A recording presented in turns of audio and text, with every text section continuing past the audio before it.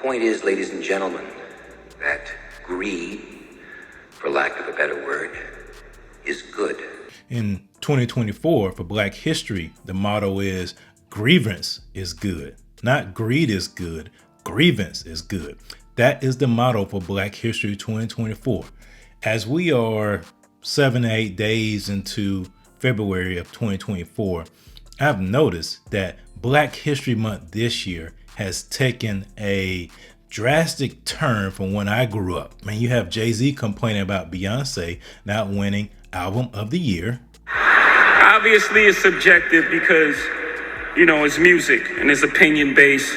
But, some things, I don't want to embarrass this young lady, but she has more Grammys than everyone and never won Album of the Year. So even by your own metrics, that doesn't work. Think about that. The most Grammys, never won Album of the Year. That doesn't work. You have people complaining that the New York Times is trying to give Travis Kelce credit for starting to fade. Kelce haircut.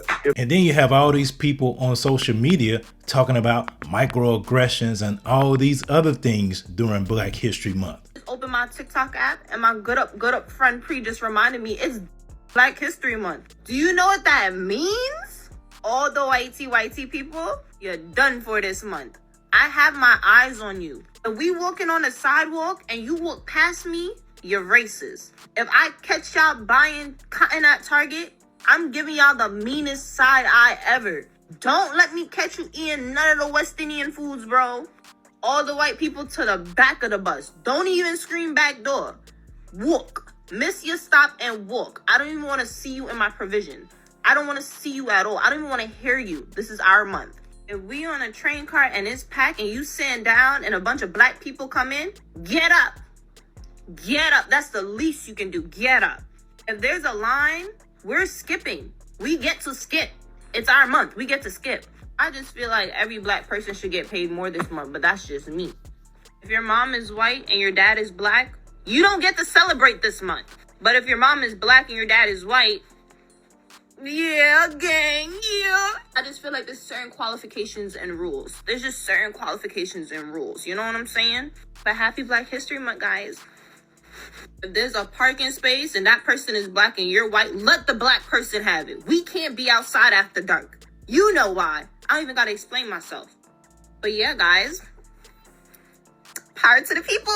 As a racial justice advocate, I'm often invited to give talks or to do workshops where I talk to white people about race. A big part of my practice is to offer real life stories, examples, that type of thing, that help white people to be able to identify white supremacy in everyday life. My husband's family is white, and I often use the cultural differences between my family and his family as a way to help white people see their whiteness. There's one example that I use that always gets a ton of pushback. My husband and I were late to our first Thanksgiving with his family. I say late because it started at 12. We got there at 12:10. But whenever we got there at 12:10, everybody was already sat down and eating. I didn't know that. I use this illustration to point out that different cultures have different understandings of time, lateness, and what it means to be polite. Without fail, a white person will push back and say that lateness is impolite. I always use this as a teachable moment. I usually ask a series of pointed questions that challenge their assumptions. Sometimes it takes a lot of work, but by the end, they're able to identify how white cultural dominance works in this one small area of life, which opens the door for them to start peeling the onion. So that caused me to think, what has happened to Black History Month? Where did the real Black History Month go?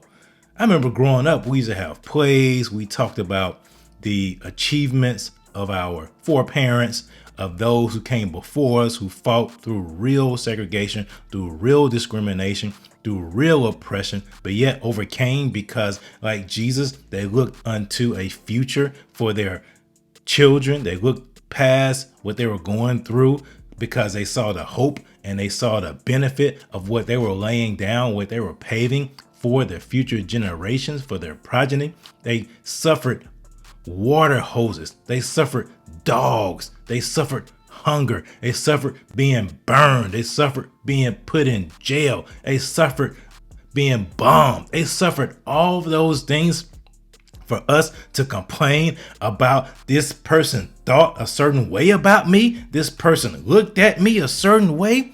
What happened to the resiliency of black people? What happened to us celebrating the achievements that people that have overcome a lot in this land have done? Black history is American history. I'll tell you what has happened. Black people, the black community, has allowed the Marxists and the communists, those who want to use our history of trauma, they want to use the history of pain that has afflicted black people, they want to keep that carrot in front of us in order to use us to bring about their revolution, to come in and transform this nation to benefit them. That is what is driving this. That is why they're pushing all of this victimization. They're pushing all of this oppression. They're telling black people that you cannot do anything because of the man, because of the system.